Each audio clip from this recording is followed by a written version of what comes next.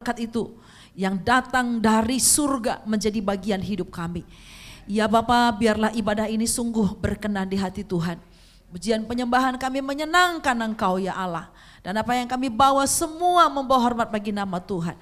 Sekarang waktunya Engkau Tuhan memberkati kami dengan roti hidup dan air hidup surga. Firman Allah yang hidup, yang akan mengenyangkan dan memuaskan kami. Sehingga itu saja cukup untuk kami dapat menjalani hari-hari kami. Karena firman-Mu itu sanggup mengubah segala sesuatu. Mengadakan apa saja. Dan kami percaya bahwa firman-Mu sungguh-sungguh akan memperbaharui hidup kami semua pagi hari ini. Berbicara melalui hamba-Mu yang sudah Engkau persiapkan dan utus ini. Roh Kudus mengurapi kami. Roh Kudus memberikan kepada kami pengertian dan kuasa untuk melakukan firman itu. Terima kasih Bapa, kami sambut firman-Mu demi nama Tuhan Yesus Kristus. Kita semua yang siap diberkati firman Tuhan katakan bersama-sama, amin. Amin, amin, haleluya. Silakan duduk kembali. Bapak Ibu Saudara yang diberkati Tuhan, shalom. Sekali lagi, shalom. Puji nama Tuhan. Ya, pertama tentu terima kasih kepada Bapa di surga masih mempercayakan melayaninya dan pekerjaannya sampai hari ini. Terima kasih kepada Bapak dan Ibu Gembala di tempat ini yang sudah memberikan juga kesempatan bagi saya untuk melayani firman Tuhan, beribadah bersama dengan penuh sukacita pagi hari ini. Ya, dulu sudah pernah tapi udah lama waktu itu WCB ya. Sebelum COVID ke sana itu udah lama banget gitu ya. Jadi tadi agak sempat ini juga karena nggak pakai Google Map, yakin aja gitu kebablasan ke sana ya. Cuma karena sepi jalanan jadi cepat nyampe di sini gitu ya. Ya Bapak Ibu sekalian, terima kasih juga buat Ibu Jesslyn yang selalu kontak dengan saya ya. Saya datang dengan suami saya di sebelah kiri saya ya. Bajunya sama-sama saya. Kami melayani di Gereja Bethel Indonesia Jemaat Raja Wali Pademangan. Ada yang tahu Pademangan? Tahu lah ya, kuliner itu ya. Pademangan, mangan, semuanya mangan pokoknya ya. Gitu ya, di situ banyak yang harum. Nggak ada yang haram ya. Ngerti maksudnya ya? Ada sate babi, ada nasi campur, banyak pokoknya ya gitu ya. Makanya kami diberkati kayak begini ya. Gitu ya.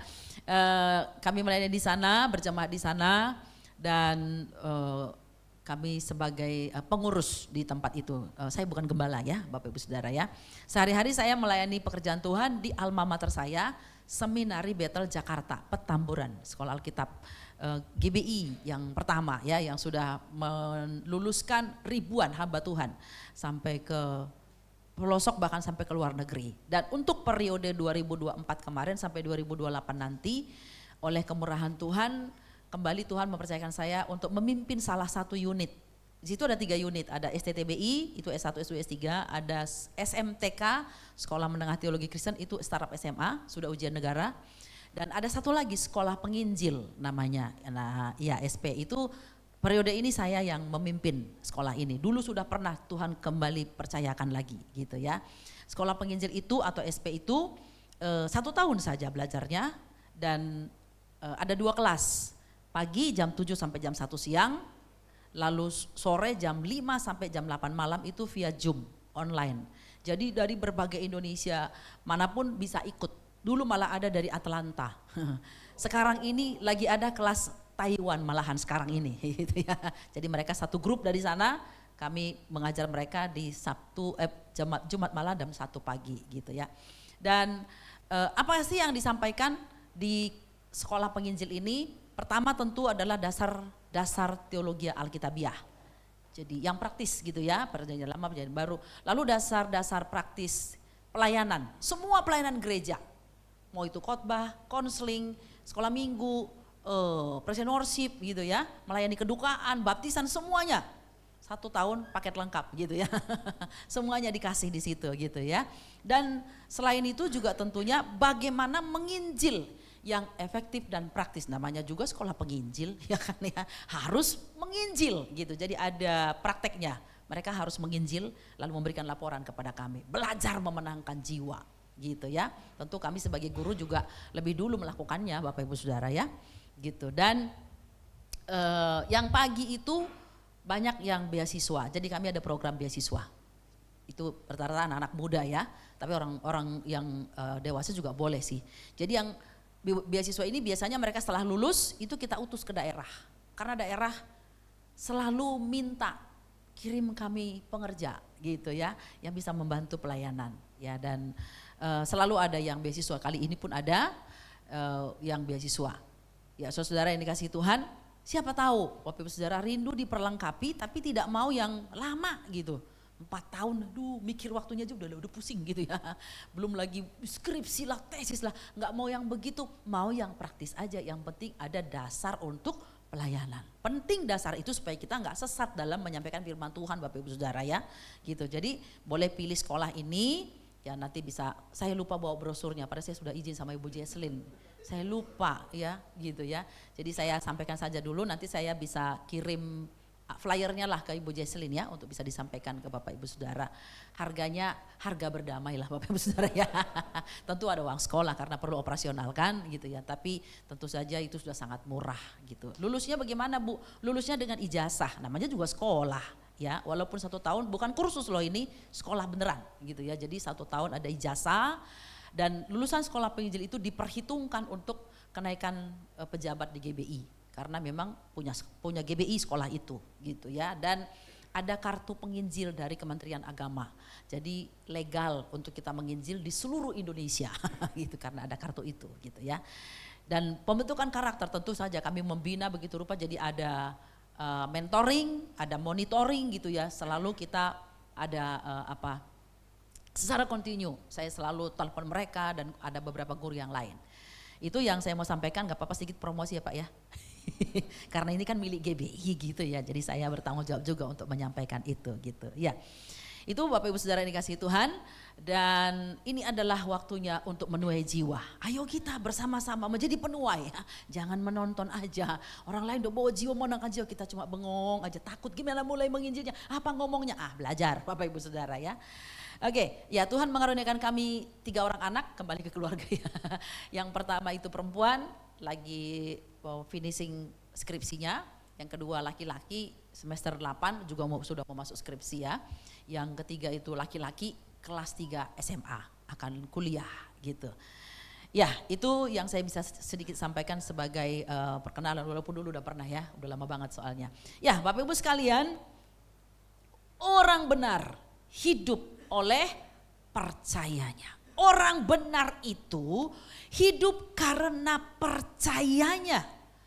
Ya, kalau orang dunia hidup karena tabungannya. Masih ada tabungan? Oh, ya, aman-aman gitu ya. Orang dunia hidup karena masih punya pekerjaan. Masih punya pekerjaan, gaji masih jadi jaminan, bisa hidup. Masih punya usaha.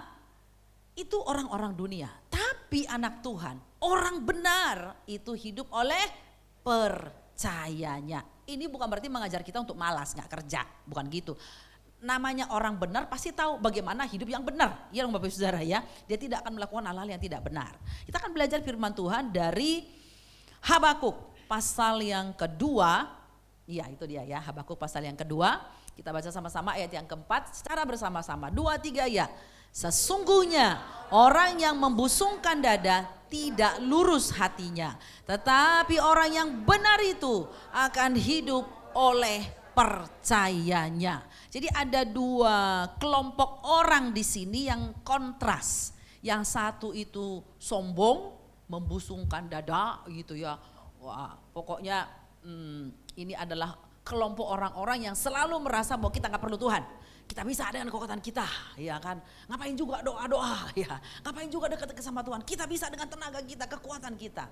Kelompok yang satu ini, ya. Dan tidak lurus hatinya, ya. Iya, kalau dia nggak dekat Tuhan, lurus, udah pasti nggak lurus hatinya, ya saudara ya. Tapi orang yang benar akan hidup oleh percayanya. Dia akan hidup oleh imannya, sebab dia beriman kepada satu pribadi yang benar, yang mencipta langit dan bumi, Tuhan surga dan bumi, yang mengatur dan mengendalikan segala sesuatu. Dia beriman ke situ, kepada Tuhan Yesus. Jadi dia bisa tetap dengan optimis menjalani hidupnya ke depan. Ya, kita akan belajar Bapak Ibu sekalian. Latar belakang surat itu ditulis oleh Nabi Habakuk sebetulnya ya, karena bangsa Yehuda waktu itu mengalami satu masa dibuang ke Babel. Babilonia, kalau sekarang itu Irak, Iran ya saudara-saudara. Dibuang ke sana 70 tahun mereka dibuang. Nah sementara mereka ada di sana, Habakuk melihat kenapa sih Tuhan izinkan bangsa Babel itu kan penyembah berhala, bangsa yang jahat, penindas. Kenapa Tuhan izinkan mereka itu justru yang Tuhan pakai menghukum bangsa Yehuda. Dibuangnya ke sana. Mana keadilan gitu ya saudara ya. Mana Tuhan? Dan dia berkata, aku akan berdiri di menara. Aku akan menanti apa sih yang Tuhan mau buat. Dan Tuhan menjawab kepada dia. Ya, nantikanlah penglihatan itu. Dan dengarkan firman ini. Orang yang membusungkan dada itu kelompok orang Babel. Karena mereka merasa bahwa mereka begitu kuat. Bangsa yang gagah. Sehingga mereka bisa melakukan apa saja seturut mau mereka. Ya, Tuhan berkata, itu dia orang yang tidak lurus hatinya. Tapi kamu, kalau kamu hidup benar, kamu akan tetap bisa menjadi orang-orang yang memiliki kehidupan yang layak di hadapan Tuhan dengan iman percayamu. Saudara yang dikasihi Tuhan, orang-orang dunia sekarang ini sedang berlomba begitu rupa dengan kecanggihan teknologi untuk menunjukkan kepintaran mereka, menunjukkan kekuatan mereka, kelihayan mereka, bahwa mereka bisa mengatur seluruh kehidupan ini, bahkan menjadi Tuhan bagi dirinya sendiri, menjadi Tuhan bagi orang lain, sehingga merasa tidak perlu Tuhan lagi. Ya, McLendon yang mendesain Superbook itu, ya dia bilang begini, 2030 orang akan menggantikan Tuhan dengan teknologi. Mengerikan. Kita sudah dekat-dekat ini Bapak Ibu Saudara. Saudara lihat generasi muda zaman sekarang. Terima kasih ada generasi muda di tempat ini, dengarkan firman Tuhan ini. Generasi muda berpikir semuanya gampang. Ya kita gak punya duit, ya ini modalnya handphone ini tinggal pinjol, tinggal gesek. Ya kalau zaman saya kuliah gak punya duit, pakai lutut kau berdoa menangis di hadirat Tuhan sampai kau ngalamin mujizat. Sekarang gak begitu, semua serba mudah. Jadi orang berpikir buat apa Tuhan? Kita sakit, ya tinggal cari di Tokopedia obatnya apa, ya kan? Kita butuh makanan, ya tinggal cari ke sini. Semua langsung datang, yang penting ada uang. Itu. Buat apa Tuhan? Jadi orang bisa menggeser Tuhan. Iman tidak lagi berfokus kepada Tuhan, tapi kepada ilmu pengetahuan. Bukan salah, ilmu pengetahuan itu gak salah Bapak Ibu Saudara. Itu perlu buat kita, memperlengkapi kita juga. Tapi kalau itu hanya menjadi Tuhan bagi kita, ini loh yang sangat membahayakan. Dan iblis bisa memakai ilmu teknologi untuk memisahkan kita dari Tuhan. Kalau kita gak sungguh-sungguh hidup benar di hadapan Tuhan. Mari kita belajar. Orang benar hidup oleh percayanya. Kita sama-sama. Yang pertama, apa maksudnya? Dan siapa itu orang benar yang hidup oleh percayanya? Yang pertama adalah menerima pembenaran Kristus. Baca sama-sama yang keras, 2, 3 ya. Ya, asal kita tahu ya, tidak ada satu manusia pun di bumi ini yang benar. Jadi bagaimana kita menjadi orang benar? Karena hanya orang benar yang hidup oleh percayanya. Terus gimana? Gak ada yang benar ya saudara ya. Maka kita perlu menerima pembenaran dari Kristus Tuhan. Di dalam dia saja kita boleh dibenarkan. Menjadi orang benar. Di dalam Roma 3:10 dikatakan, kita baca sama-sama. Seperti ada tertulis, tidak ada yang benar, seorang pun tidak. Ini firman yang ngomong. Maka jangan sok merasa diri selalu benar. Ya, saya yang benar, situ yang salah. Gak ada yang benar. Semua manusia sudah berdosa, kehilangan kemuliaan Allah. Tidak ada kebenaran, Bapak Ibu sekalian. Ya, itu sebabnya Yesus datang ke dunia ini dimusuhi kan? Karena Yesus adalah yang benar itu. Manusia gak suka dengan yang benar. Karena diperbudak oleh dosa. Selalu sukanya yang jahat, yang belak-belok, yang berkompromi. Itu kesukaan manusia. Asal kita tahu di akhir zaman ini kebenaran juga menjadi barang langka. Orang benar itu susah dicari Bapak Ibu Saudara. Bahkan di tengah-tengah gereja sekalipun.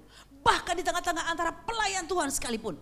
Siapa itu orang benar itu? Mereka yang menerima pembenaran di dalam Kristus Yesus. Artinya punya kesadaran. Saya orang berdosa Tuhan. Saya perlu engkau membenarkan diriku di dalam darah-Mu. Jadi kita benar bukan karena perbuatan kita. Kita benar bukan karena upaya kita. Kita benar bukan karena kita sudah berjasa. Kita benar karena ada anugerah. ada kemurahan Tuhan, ada kasih Kristus sang kebenaran yang membenarkan saya dan Bapak Ibu Saudara sekalian. Ya, perlu kerendahan hati untuk merespon pembenaran Kristus itu. Maka di dalam Roma 3, 23 dan 24 berkata, kita baca 23 ya. Karena semua orang telah berdosa dan kehilangan kemuliaan Allah. Dan oleh kasih karunia telah dibenarkan dengan cuma-cuma karena penebusan dalam Kristus Yesus. Katakan amin. Orang dunia mencari jalan kebenaran.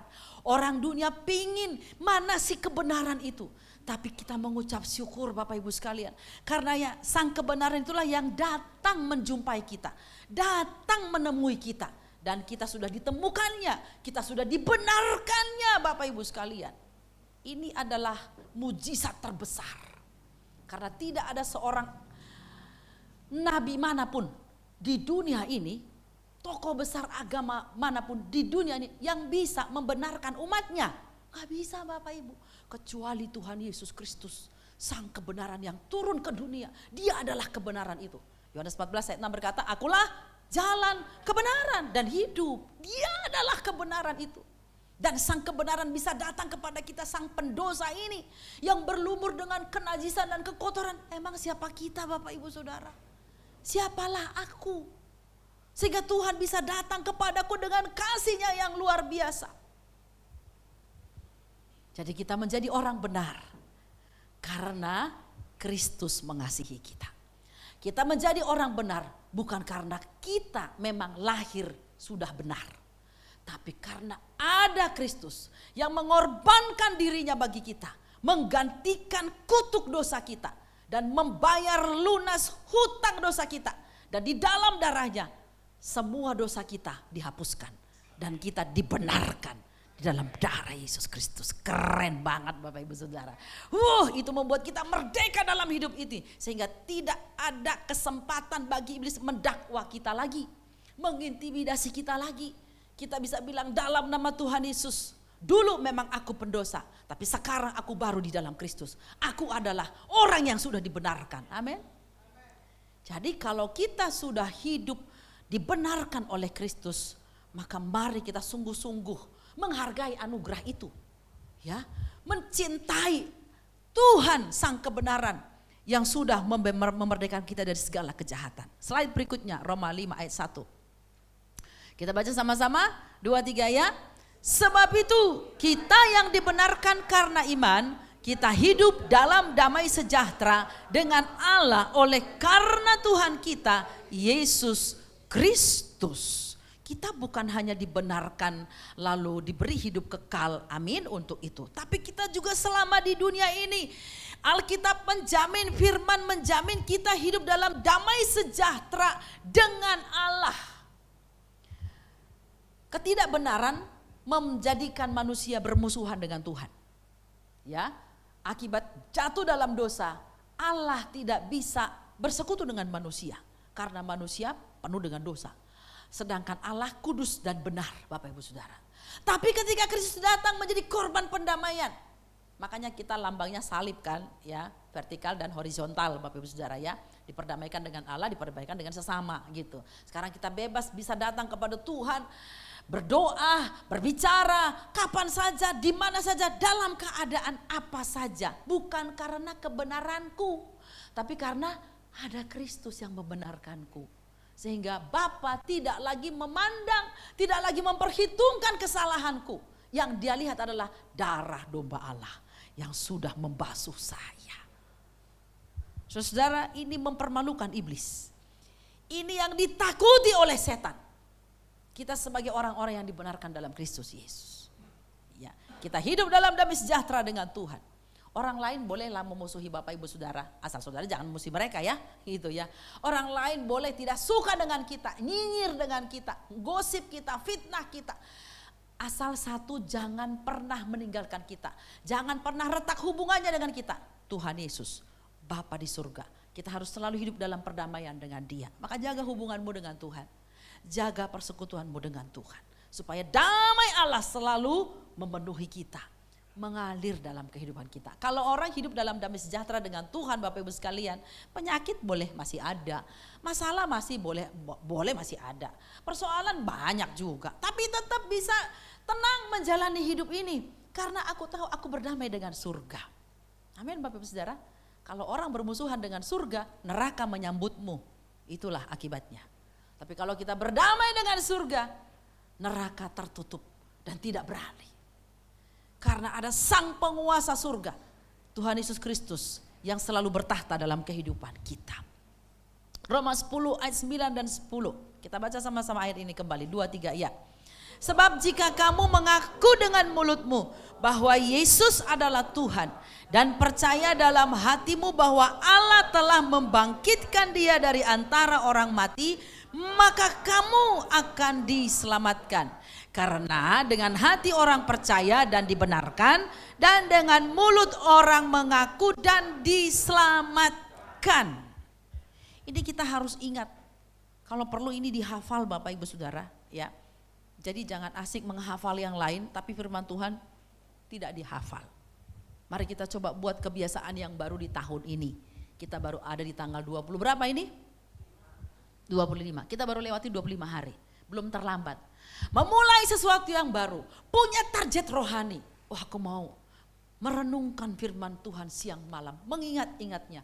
Menghafalkannya. Itu Bapak Ibu sekalian. Sehingga firman itu terus menyatu dengan kita. Dan kita terus dibimbing dalam kebenaran oleh Tuhan Yesus Kristus. Jika kamu mengaku dengan mulutmu Yesus adalah Tuhan. Sang kebenaran. Gitu ya. Susah kan orang dunia yang tidak atau belum dijamah Roh Kudus mengaku Yesus adalah Tuhan itu sulit Bapak Ibu Saudara, susah. Itu pekerjaan Roh Kudus. Kita mengucap syukur karena kita akhirnya dilayakkan, dimampukan, bahkan dengan sukacita kita berkata, Yesus engkaulah Tuhanku. Tidak mudah Bapak Ibu sekalian. Saya mendengar kesaksian Bapak Pendeta Rubin Adi Abraham, Ketua BPPGBI kita, ya, dalam beberapa kali di YouTube khotbahnya. Dia bilang jadi satu kali ada pengerja di gereja itu, bukan pengerja sih, lebih kepada karyawan gitu ya, di Tasik sana atau di Bandung.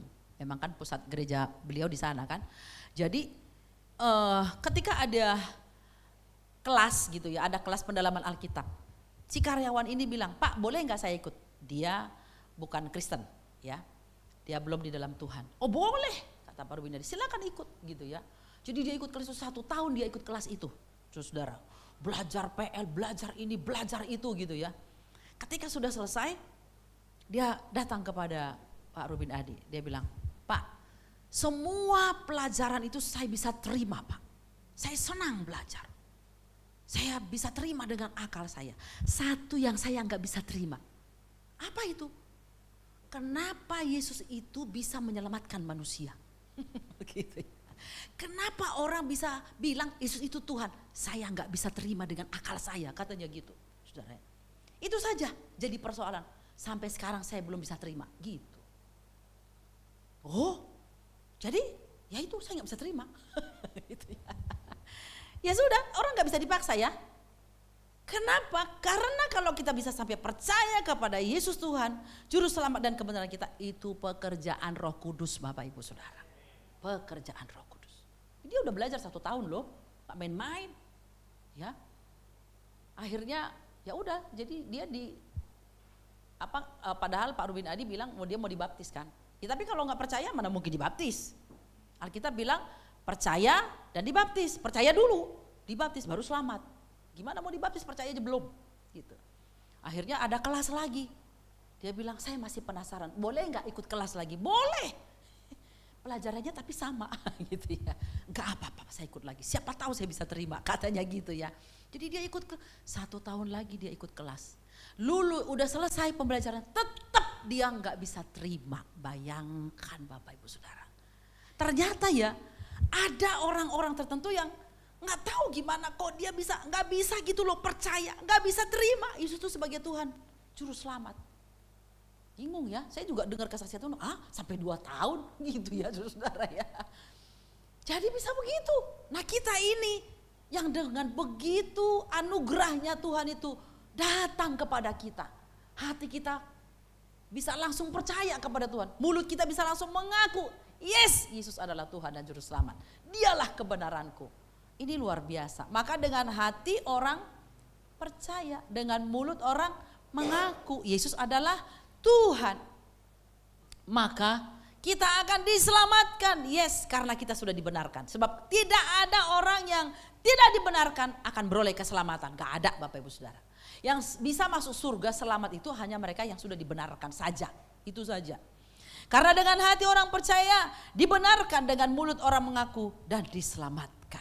Maka kita perlu hati kita selalu mengakui, yes, aku percaya Yesuslah kebenaranku. Tidak ada yang lain. Dialah yang membenarkanku. Tidak ada yang lain. Doktrin, agama, ajaran apapun tidak ada yang bisa membenarkan kita kecuali Tuhan Yesus Kristus. Karena dialah sang kebenaran. Jadi kita bersyukur. Amin Bapak Ibu Saudara. Sekarang kita adalah orang benar. Amin. Kenapa? Karena Kristus sudah membenarkan kita. Wow, keren. Bilang, saya adalah orang benar. Amin. Itu harus diperkatakan Bapak Ibu. Jangan iblis terus mendakwa kita. Kamu minggu doang, kamu orang benar. Senin sampai Sabtu kamu orang jahat. Jangan. Tolak dalam nama Yesus Kristus. Saya benar bukan karena saya memang punya kebenaran. Tapi karena Kristus ada dalam diri saya. Dialah yang membenarkan saya. Itu yang pertama. Jadi orang benar hidup oleh percayanya. Karena apa?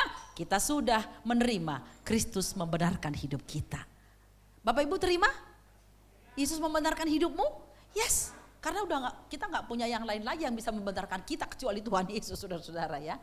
Hanya Dia. Yang kedua, bagaimana supaya kita menjadi orang benar dan kita hidup oleh percaya kita kepada Tuhan. Yang kedua, baca sama-sama. Menghidupi kebenaran dalam batin.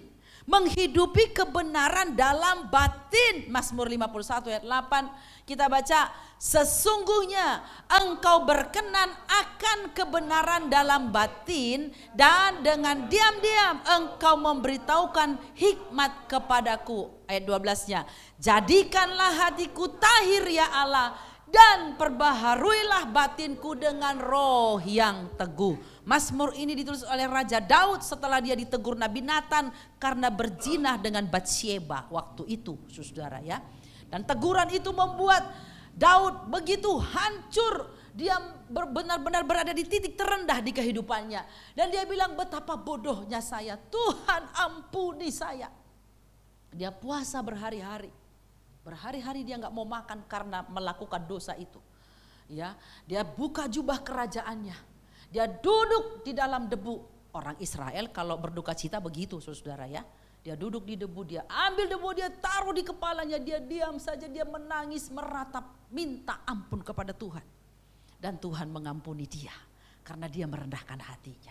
Tapi ada doa yang dia panjatkan, dia berkata, Tuhan, sesungguhnya engkau berkenan akan kebenaran dalam batin.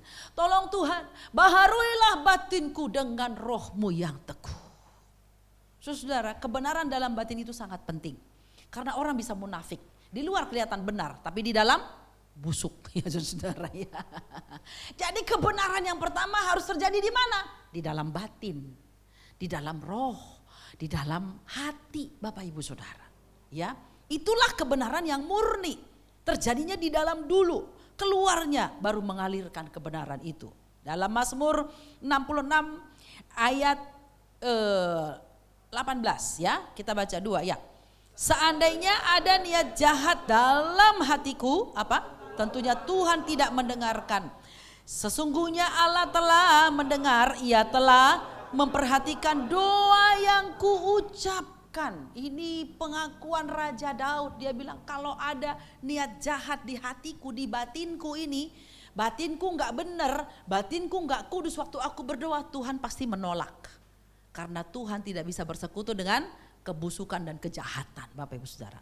Ya, makanya Yesaya 59 firman Tuhan berkata di situ, sesungguhnya telinga Tuhan tidak kurang tajam mendengar doamu. Tangan Tuhan tidak kurang panjang untuk menolong kamu. Yang menjadi penghalang adalah dosa dan kejahatanmu itu. Maka Daud bilang, Tuhan perbaharuilah batinku. Berikan aku kebenaran di dalam batin. Penting bagi kita sekalian. Makanya Yakobus 5 ayat 16. Yakobusnya gak ketulis, maaf ya. Mungkin kalau bisa dibantu di sana. Yakobus 5 ayat 16 firman Tuhan berkata apa? Karena itu hendaklah kamu saling mengaku dosamu dan saling mendoakan supaya kamu sembuh. Doa orang benar bila dengan yakin didoakan besar kuasanya. Amin. Perhatikan yang saya bold kuning. Doa orang yang benar. Jadi dalam berdoa kepada Tuhan, doanya yang benar atau orangnya yang benar? Orangnya yang benar. Sebab kalau orangnya benar, doanya pasti benar Bapak Ibu Saudara ya. Jadi bukan doa yang benar, bukan begitu kalimatnya. Doa orang yang benar. Karena kalau berpuisi, berkata-kata keren, semua orang bisa mengatasnamakan Tuhan Bapak Ibu Saudara. Tetapi kalau orang benar itu sikap hati yang benar, karakter yang benar, kehidupan yang benar. Itu yang membuat apa yang kita doakan dengan penuh keyakinan besar kuasanya. Ya saudara-saudara yang dikasihi Tuhan, itu sebabnya doa-doa kita lahir spontanitas dari hati. Maka orang Kristen itu kalau berdoa kalimatnya bukan begini, mari kita membaca doa. Enggak pernah di Kristen kata-kata itu muncul kan, membaca doa, enggak ada. Yang benar adalah mari kita berdoa. Karena berdoa berarti berbicara dengan Tuhan, ngobrol dengan Tuhan. Dan enggak perlu dibaca, ngobrol aja langsung kan Bapak Ibu Saudara. Itu, tapi walaupun kalimatmu bagus bagaimanapun, kalau hatimu, batinmu ada niat jahat, tidak ada kebenaran, Allah tidak berkenan. Doa itu akan hanya mentok di langit-langit, mantul lagi ke bawah Bapak Ibu Saudara. Enggak sampai di hati Tuhan, enggak bisa karena ada penghalang, ada sekat. Ya, maka itu mari kita belajar betul-betul bahwa menghidupi kebenaran itu di dalam batinku terjadinya. Maka jangan sembarangan memasukkan apapun ke dalam batinmu. Karena apa yang saudara masukkan ke dalam batinmu itulah yang mewarnai kehidupanmu. Masukkanlah hal-hal yang benar. Input hal-hal yang benar ke dalam batinmu. Amin Bapak Ibu Saudara. Bacalah firman Tuhan, renungkan firman Tuhan siang dan malam. Kan gitu firman Tuhan bilangnya. Ku renungkan firman-Mu kapan? Siang dan malam direnungkan. Apa sih arti direnungkan? Bapak Ibu pernah merenung? Pura-pura lagi. Bapak Ibu Saudara pernah merenung? Iya, merenung aja sambil main kuku merenung. Gak tahu apa yang direnungin ya? Merenung, ya, duduk bengong merenung gitu, berandai-andai, andai aku, ya, andai jadi apa misalnya miliarder, andai terus merenung, nggak tahu apa yang direnungin Bapak Ibu Saudara.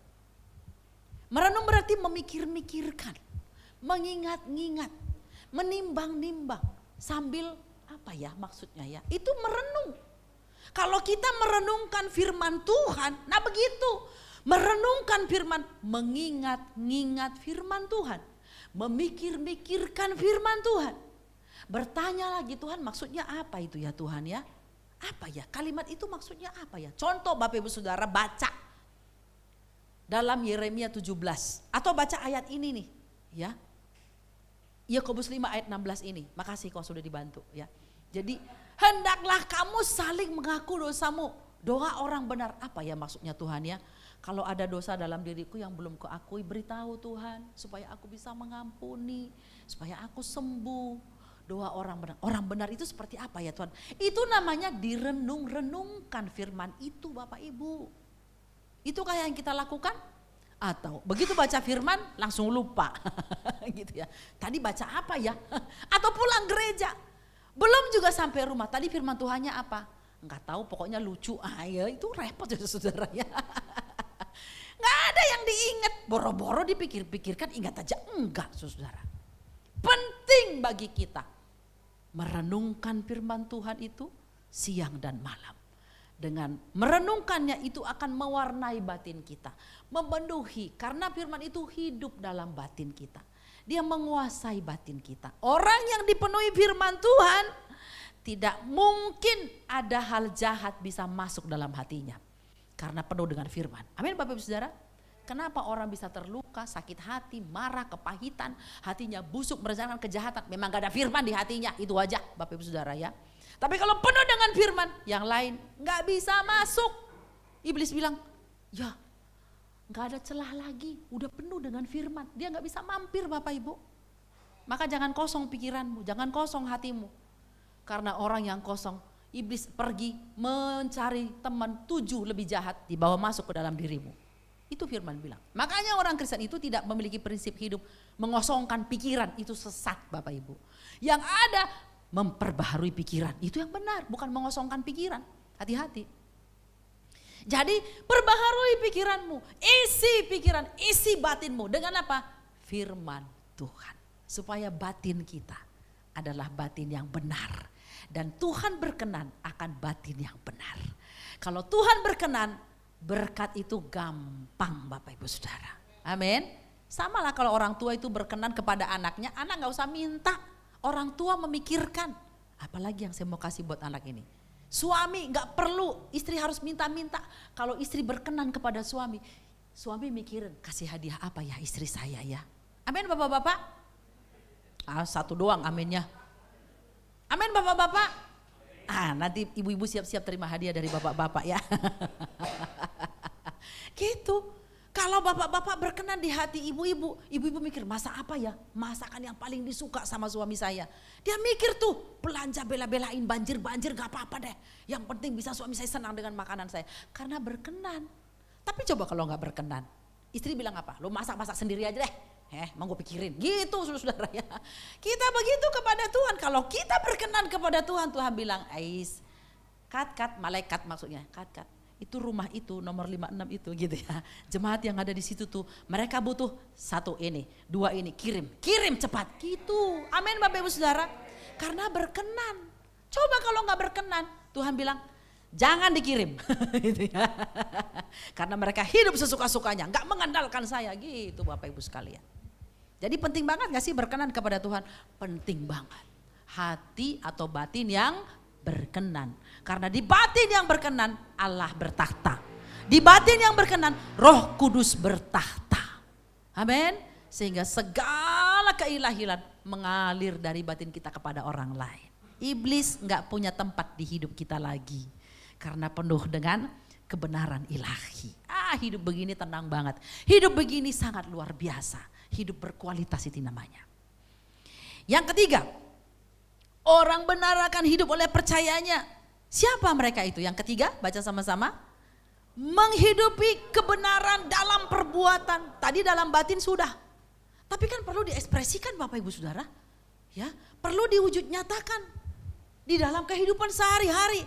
Perlu diaplikasikan. Kebenaran itu gak bisa diumpetin. Dia harus ditunjukkan. Dia harus dinyatakan. Yesus pun begitu, dia adalah kebenaran dan dia turun ke dunia kan. Itu wujud nyata. Dia menyatakan kebenaran dalam kehidupannya. Matius 5 ayat 20, baca sama-sama. Maka aku berkata kepadamu, jika hidup keagamanmu tidak lebih benar daripada hidup keagamaan ahli-ahli Taurat dan orang Farisi, sesungguhnya kamu tidak akan masuk ke dalam kerajaan sorga. Hidup keagamaan itu bicara mengenai perbuatan, perilaku. Ya kita ini beragama Kristen, itu di Indonesia agama. Tapi sebetulnya kan Kristen itu artinya apa? Pengikut Kristus kan Bapak Ibu Saudara ya. Tapi karena kita di Indonesia salah satu jadi kelompok agama begitu kan. Tapi asal kita tahu, Yesus bilang kalau hidup keagamaanmu enggak lebih benar, bukannya enggak lebih baik loh ya, lebih benar. Artinya kamu harus di atas rata-rata. Dari ahli Taurat, orang Farisi, siapa itu? Kelompok-kelompok orang yang merasa dirinya rohani Bapak Ibu. Di dunia ini banyak kelompok yang merasa dirinya rohani kan. Bahkan orang Kristen sendiri pun banyak yang merasa dirinya rohani. Tapi Yesus bilang, aku enggak pusing dengan kelompok-kelompok kerohanian itu, jabatan-jabatan, aku enggak pusing kata Tuhan. Yang aku tertarik adalah hidup keagamaanmu harus lebih benar. Di atas rata-rata. Enggak boleh sama, apalagi di bawah. Kamu harus di atas rata-rata.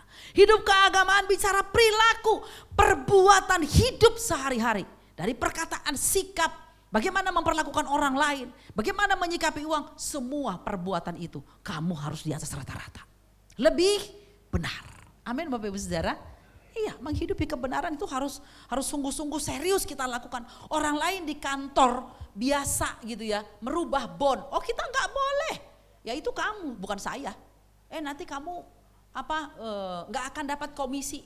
Komisi saya dari surga. Amin Bapak Ibu Saudara ya. Bukan dari hasil tipu-tipu begitu. Amin. Apa 200.000, 300.000 aja kalau kita harus mengorbankan kebenaran. No, enggak. Ya, kalau karena itu saudara harus dianggap sebagai orang yang enggak kekinian, bukan grup mereka, tidak apa-apa. Yang penting kita tidak kehilangan Tuhan Yesus sebagai sang kebenaran kita, pembela kita Bapak Ibu Saudara. Ya harus dipraktekkan, harus di atas rata-rata. Yesaya 1 ayat 16, satunya hilang lagi ya. 1 16 dan 17 ya. Mari kita baca sama-sama firman ini, kita terapkan pada diri kita. Kita berkata-kata kepada Tuhan. 2 ya. Basuhlah, bersihkanlah dirimu, jauhkanlah perbuatan-perbuatanmu yang jahat dari depan mataku.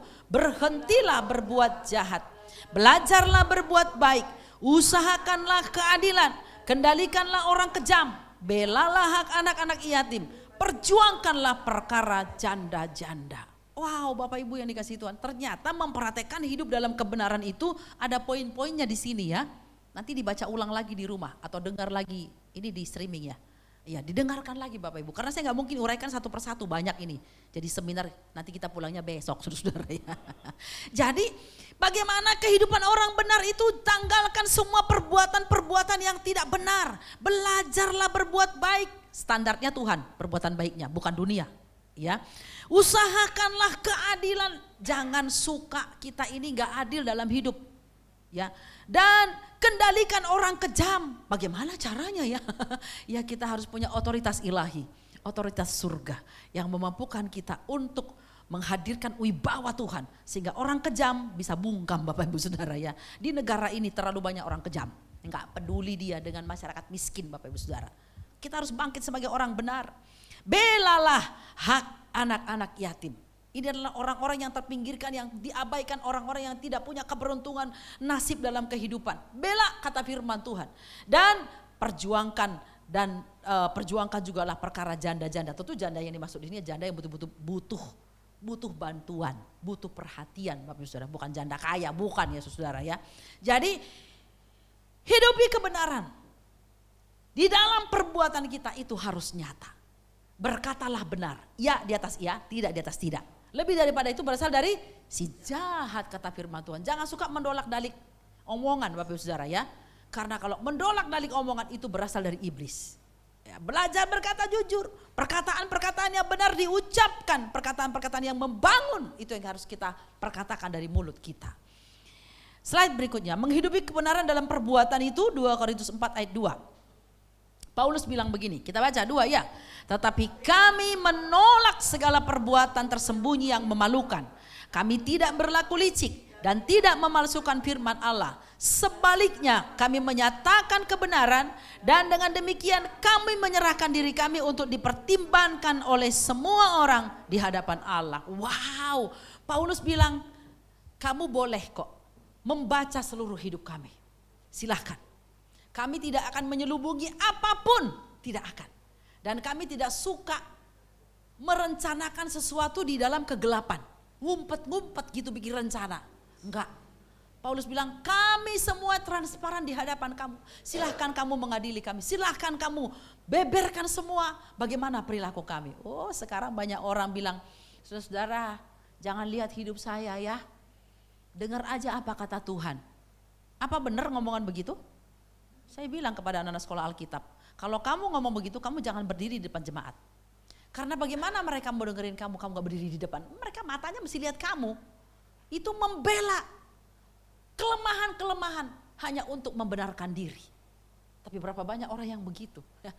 Kesempurnaan hanya milik Allah katanya. Benar sih Bapak Ibu Saudara. Tapi kita adalah umat yang sedang disempurnakan. Dan harus mau. Terutama dalam hal perbuatan-perbuatan yang benar. Jangan melakukan perbuatan yang licik, tersembunyi, merencanakan sesuatu yang mencelakai orang lain, merencanakan hal-hal yang busuk kepada orang lain. Mengerikan. Negara kita saudara tahu sekarang ini apa jadinya kan?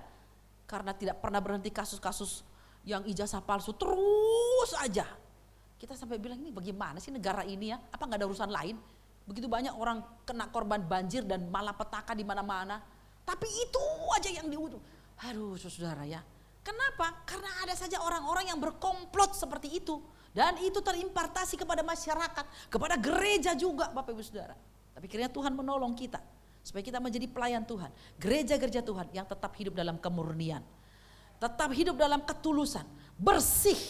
Supaya apa? Kita ditemukan Tuhan menjadi mempelai yang berkenan di hadapan Tuhan. Ya saudaraku yang dikasihi Tuhan. Apakah kita berani dinilai orang lain hidup kita secara transparan? Kalau kita hidup dalam kebenaran kita gak takut. Amin Bapak Ibu. Nggak takut, dimanapun kita tetap sama. Mau kita di mall, di pasar, di rumah, ya iya memang saya begini. Begini adanya, bukan lain di rumah, lain di sini. Ya, ketika di gereja, shalom, puji Tuhan. Begitu keluar dari gereja, ketemu orang ngejengkelin, di sini shalom, di sana syalan lo. Beda-beda tipis Bapak Ibu Saudara. Coba bayangkan, bisa begitu. Tapi kita bukan seperti itu. Di sini shalom karena dari batin, di luar tetap shalom. Amin Bapak Ibu Saudara. Ya begitu atuh. Di sini bermurah hati, di luar tetap bermurah hati. Di sini menyapa orang, di luar sana tetap menyapa orang. Itu namanya menyatu antara kebenaran dan hidup kita. Percayalah sang kebenaran sudah menjamin hidup kita. Enggak usah takut tentang hari esok. Dia, Tuhan sudah ada di sana. Ya, amin Bapak Ibu Saudara. Makanya tadi kita nyanyi lagu itu ya. Sebab dia hidup pada hari esok. Benar apa benar ya saudara? Jangan hanya lip serve itu lagu. Dialami betul-betul Bapak Ibu Saudara. Ya. Yakobus 2 ayat 24. 23. Jadi kamu lihat bahwa manusia dibenarkan karena perbuatan-perbuatannya dan bukan hanya karena imannya. Itu betul karena satu saat nanti Tuhan akan minta pertanggungjawaban kepada kita. Apa yang kita katakan dan apa yang kita buat. Tiap orang akan dihakimi, diadili menurut perkataan dan perbuatannya. Hati-hati dengan perbuatan kita Bapak Ibu Saudara ya. Karena apa yang kau tabur, itulah yang kau tuai kata firman Tuhan. Belajarlah menabur perbuatan-perbuatan yang memberkati orang lain. Menabur perbuatan-perbuatan yang mendatangkan kebaikan bagi orang lain. Ya, sehingga kita akan menuainya. Karena firman Tuhan itu iya dan amin.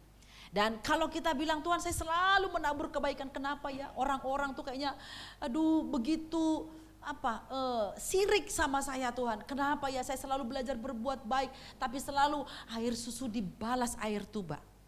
Mungkin Tuhan sedang menguji kita Bapak Ibu Saudara. Tapi percayalah semua yang kita tabur diperhitungkan oleh Tuhan. Maka hati-hati dengan apa yang kita tabur dalam perbuatan. Amin Bapak Ibu Saudara. Kalau kamu menabur yang jahat kata firman, kamu akan menuai puting beliung. Ngeri loh saudara ya. Tapi kalau kamu menabur hal-hal yang baik, hal-hal yang benar, maka berkat-berkat surgawi akan tercurah kepadamu, keribaanmu, kepada keturunanmu sekalian. Keren ya saudara ya. Susah apa susah berbuat benar sekarang ini? Tapi kalau ada Kristus yang membenarkan kita enggak susah. Kalau ada kebenaran dalam batin enggak susah. Amin Bapak Ibu Saudara. Karena kita tidak melakukan perbuatan berdasarkan kemampuan kita sendiri. Tapi Roh Kudus yang memimpin kita. Roh Kudus adalah roh kebenaran yang memimpin kita. Jadi dengan sukacita kita akan menghidupi kebenaran itu. Bukan dengan beban berat. Memang benar dunia sudah gak suka dengan yang benar. Mereka suka berkompromi tapi tetaplah menjadi orang benar.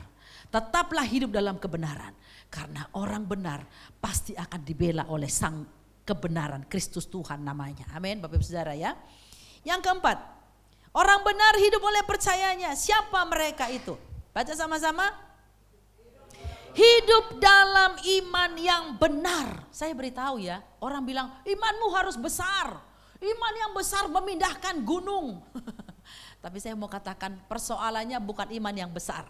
Tapi apakah imanmu benar? Itu. Karena kalau imanmu benar, meski kecil diperhitungkan oleh Tuhan. Buat apa iman besar tapi salah? Itu bukan di dalam Yesus Bapak Ibu Saudara ya. Jadi iman yang benar. Dalam Galatia 2 ayat 20 Paulus berkata begini, kita baca. Namun aku hidup, tetapi bukan lagi aku sendiri yang hidup, melainkan Kristus yang hidup di dalam aku. Dan hidupku yang kuhidupi sekarang di dalam daging adalah hidup oleh iman dalam anak Allah yang telah mengasihi aku dan menyerahkan dirinya untuk aku. Rasanya hidup kayak Paulus tuh enak banget gitu saudara ya. Kok dia bisa santai, tenang gitu ya, padahal banyak musuhnya. Dia juga banyak mengalami penderitaan, di penjara, dicambuk, berkali-kali nyaris mati, penderitaannya hampir sama dengan Tuhan Yesus. Kenapa dia bisa tetap kuat, sukacita, damai sejahtera? Pengen banget hidup kayak gitu. Pengen banget. Gimana caranya? Dia bilang ini, ayat ini saudara-saudara. Memang aku hidup, betul. Dan masih hidup. Tapi aku mau tegaskan, aku yang hidup ini adalah di dalam Kristus Yesus. Bukan di dalam kekuatanku sendiri. Ya.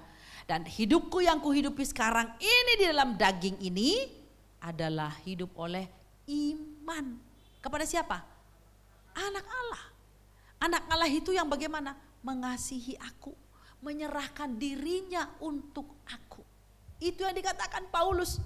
Sehingga segala kekhawatiran, segala ketakutan, segala hal apapun yang menjadi kerisauan hatinya, dia serahkan kepada yang dia imani itu, Yesus Kristus Tuhan.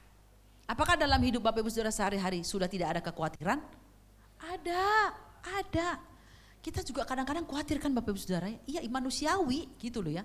Kadang-kadang juga cemas, manusiawi Bapak Ibu. Tapi kan Alkitab berkata, hidupku yang kuhidupi ini di dalam iman kepada anak Allah. Aku mau perkatakan firman Tuhan, serahkanlah khawatirmu kepada Tuhan, maka Dia akan memelihara kamu. Diperkatakan itu firman Bapak Ibu Saudara. Ya, anak saya yang kecil itu kelas 3 SMA. Wah, dia punya banyak teman. Kalau dia pergi keluar, dia senang banget basket, makanya badannya tinggi. Saya bilang, mau kemana lagi dek? Mau pergi main basket mah. Sama siapa? Sama teman kelas? Bukan. Adik kelas? Bukan. Lu sama siapa? Gitu ya. Itu ada kenalan, di taman itu ada kenalan dengan bapak-bapak. What? Saudara ya. Jadi dia banyak teman gitu ya. Lalu ini anak jam 9 malam belum pulang ya. Khawatir sebagai orang tua, walaupun saya pendeta Bapak Ibu Saudara ya. Pendeta juga manusia gitu ya. Ada khawatirnya juga ya saudara ya. Dihubungi kenapa centang 1, rupa-rupanya sudah lowbat handphonenya. Nah nomor telepon yang si bapak-bapak itu kan saya gak tahu saudara ya. Saya cuma bilang berdoa, Tuhan aku percayakan anakku ke dalam tangan Engkau. Aku percaya Tuhan bungkus dia, tidak celaka, tidak jatuh. Dia pulang dalam keadaan sehat dan aman. Ya aku berdoa begitu aja. Mau ngomong apa saudara ya? Masa mau disusulin ke sana atau jauh gitu ya. Jam 10 kok belum balik juga anak ini. Berseru lagi, tambah khawatir. Tuhan aku serahkan anakku ke dalam tangan Engkau gitu ya kan. Serahkanlah kekhawatiranmu kepada Tuhan. Firman Tuhan bilang begitu kan. Jadi jangan hidup, aduh gimana ya, Pak susulin dong, gimana ya. Aduh kenapa sih dikasih main tadi, jadi riwah, jadi ribet, jadi pusing sendiri. Udah berdoa Bapak Ibu Saudara, serahkan. Karena kalau Tuhan jaga anak-anak kita, aman. Tapi harus ada yang berdoa kan? Iya dong saudara, harus ada yang menyerahkan dong kepada Tuhan, ya gitu ya. Saya bilang Bapak aku serahkan anakku Tuhan tolong supaya hatinya Tuhan jamah, dia ingat pulang. Saudara, jangan dia keasikan main Tuhan jamah hatinya, dia ingat pulang Tuhan gitu. 15 menit kemudian dia WA, Mak OTW pulang, Mak katanya saudara orang Batak ya. Mak pulang, OTW pulang. Saya bilang itu Tuhan jawab. Lalu saya tanya kenapa dari tadi nggak WA? Lobet Mak, baru dicabut dari casan ya saudara ya. Ya dia mungkin di sana tenang-tenang aja kan. Dia asik main. Nah kita orang tua ketar-ketir Bapak Ibu Saudara ya. Walaupun kita bilang udah besar kok anaknya, apalagi laki-laki besar begitu. Tetap aja namanya orang tua ada khawatirnya Bapak Ibu. Tapi sebagai orang Kristen kita mengucap syukur. Ada jaminan firman Tuhan. Berkata serahkanlah kekhawatiranmu kepada Tuhan. Maka dia akan memelihara kamu. Tuhan pelihara anak itu, Tuhan pelihara kami di rumah. Bentar lagi dia pulang. Tentu saya nasihatin gak boleh begitu lagi ya saudara ya. Ada kekhawatiran-kekhawatiran lain dalam hidup kita. Saya gak perlu tanya satu persatu tentunya ya. Tapi pasti ada Bapak Ibu, itu sangat manusiawi. Tapi jangan hidup dalam kekhawatiran. Gimana caranya ya? Hidupku yang kuhidupi ini iman kepada anak Allah. Bukan karena kekuatanku, bukan karena pengalamanku, bukan karena koneksiku dengan orang lain. Enggak. 2 Korintus 5 ayat 7. Ini harus jadi ayat hafalan ya. Bapak dan Ibu Gembala minggu depan boleh ditanya jemaat ini ya. Singkat kok ayatnya. 2 Korintus 5 ayat 7. 2, 3 baca. Sebab hidup kami ini adalah hidup karena percaya, bukan karena melihat. Amin. Hidup kita ini karena percaya kepada Tuhan, bukan karena melihat. Kalau kita melihat dengan mata jasmani Bapak Ibu Saudara, aduh kita bilang rasanya sebulan aja udah gak sanggup hidup ya. Apalagi zaman sekarang. Semua harga naik. Harga emas naik terus gitu ya. Kecuali Mas Jawa gitu ya. Mas Jono. Oh memang sudah dari dulu berharga ini anak Tuhan ya saudara ya. Naik terus. Aduh kita mah gimana, mana sementara gaji kagak naik, harga-harga naik, hidup makin sulit, belum ada bencana, belum ancaman lagi, megatrust, Jakarta akan tenggelam, bla bla bla. Wah, mikirin itu, kita bisa mati berdiri Bapak Ibu Saudara. Coba itu. Itu semua memang hal-hal yang dunia sedang sampaikan informasi itu kepada kita dan itu bisa membuat pikiran kita jadi kacau. Tiba-tiba orang sakit mah, sakit lambung, kenapa? Nggak tahu penyebabnya apa. Ya itu dengar-dengar berita yang begitu. Maka firman Tuhan berkata, iman timbul dari pendengaran. Pendengaran oleh firman Kristus. Imanmu mau tumbuh, mau kuat, mau kokoh, dengar firman. Lebih daripada yang sudah-sudah Bapak Ibu Saudara. Gak bisa lagi kita dengar firman hanya hari Minggu seperti ini. Pulang dengerin lagi Bapak Ibu Saudara. Besok dengerin lagi. Cari di YouTube yang memang khotbah orang GBI ya. Jangan sembarangan juga karena banyak ajaran sesat sekarang ini juga. Gitu. Dengerin terus Bapak Ibu Saudara. Karena dengan begitu iman kita jadi bertambah kuat. Kami hidup karena percaya, bukan karena melihat. Melihat tabungan. Saudara ya. Ya ampun, tabungan selalu ya kalau saya pergi ke ATM katanya ya, kata orang-orang. Itu ATM kenapa jadi baik banget ya? Selalu saya ketika masukin kartu langsung tuh minta maaf. Maaf, saldo Anda tidak cukup ya saudara ya. Selalu dia minta maaf ya saudara ya.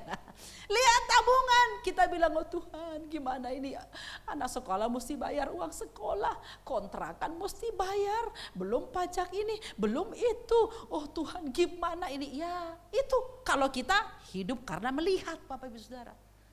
Maka belajarlah hidup karena percaya kepada Tuhan.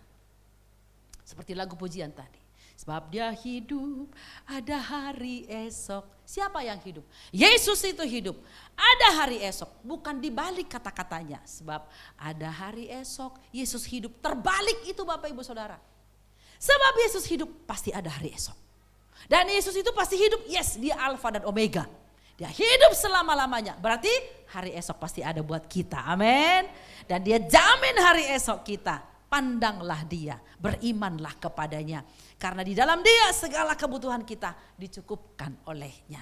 Orang benar hidup oleh percayanya kepada anak Allah. Kepada Yesus Kristus. Yang bahkan sudah mengalahkan kematian. Yang bahkan menjamin kehidupan sampai kehidupan yang kekal. Siapa dia? Yesus Kristus sang kebenaran. Yang sudah membenarkanmu dan membenarkan diriku. Dan sudah memberikan kebenaran di dalam batinku. Memampukanku menghidupi kebenaran dalam perbuatan. Karena dia di dalamku, aku di dalam dia. Amin Bapak Ibu Saudara. Dan yang karena kepadanya aku beriman. Sebab dia hidup, aku punya hari esok. Anak-anak muda, engkau punya masa depan. Karena ada Yesus yang sudah ada di sana. Amin.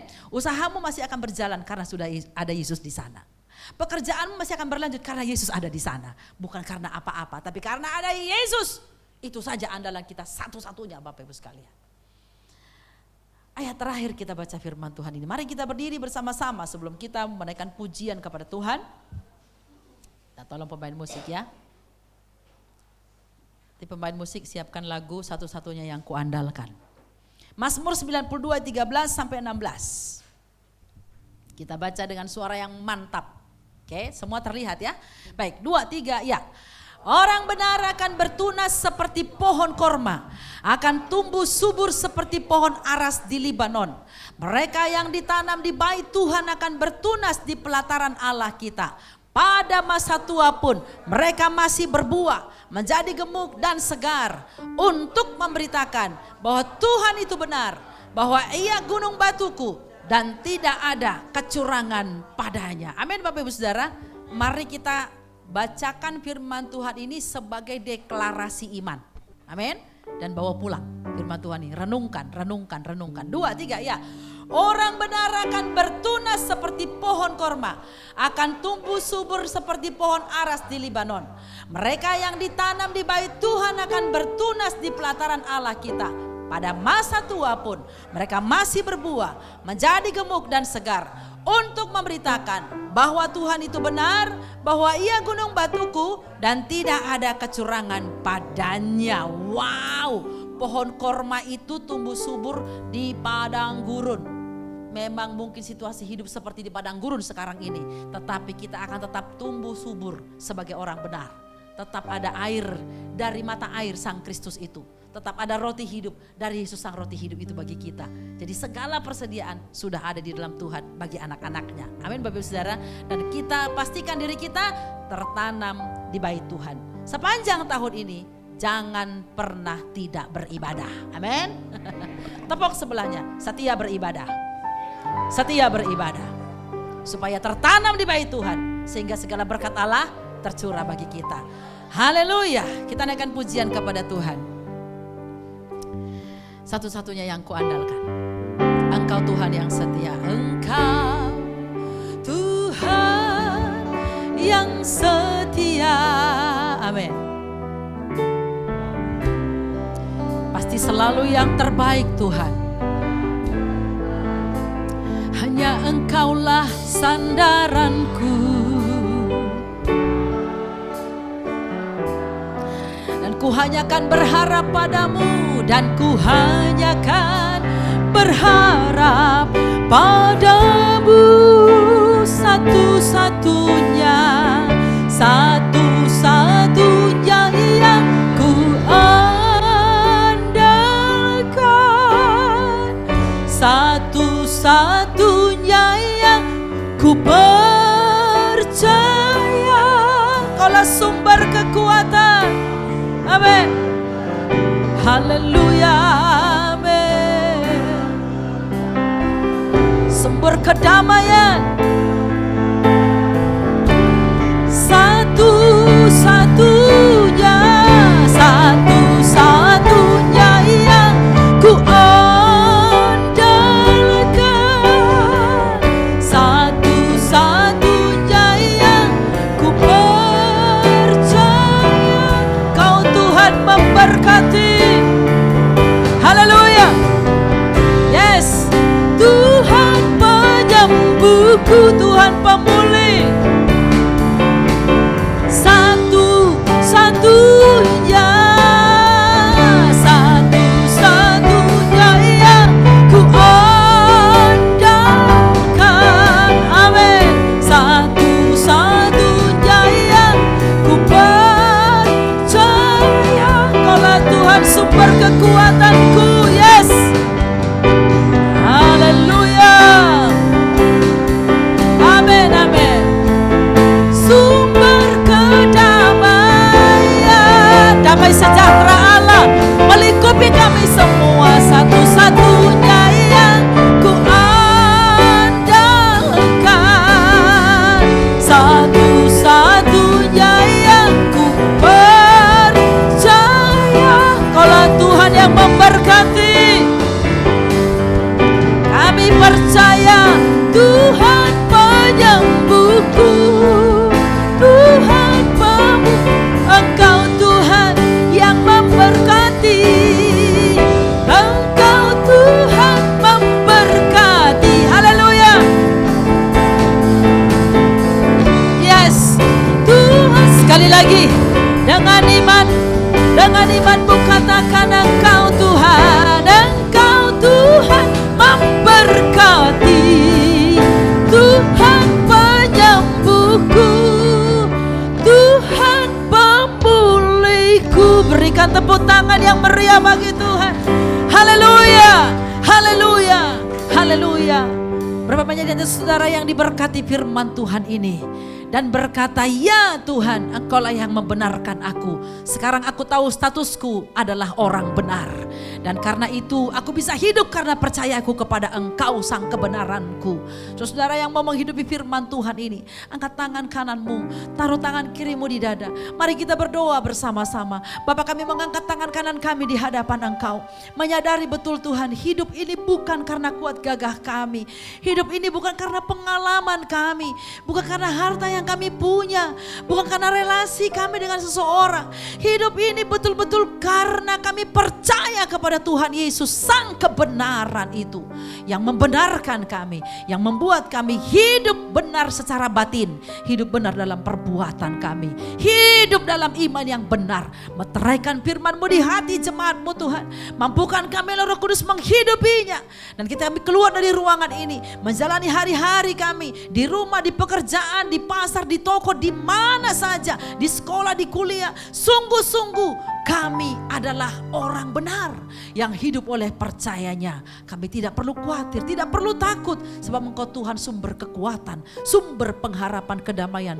Tuhan yang memberkati kami semua, memulihkan bahkan menyembuhkan kami, menyelamatkan hidup kami. Terpuji nama-Mu, di dalam nama Tuhan Yesus Kristus, sang kebenaran kami. Kami sudah berdoa.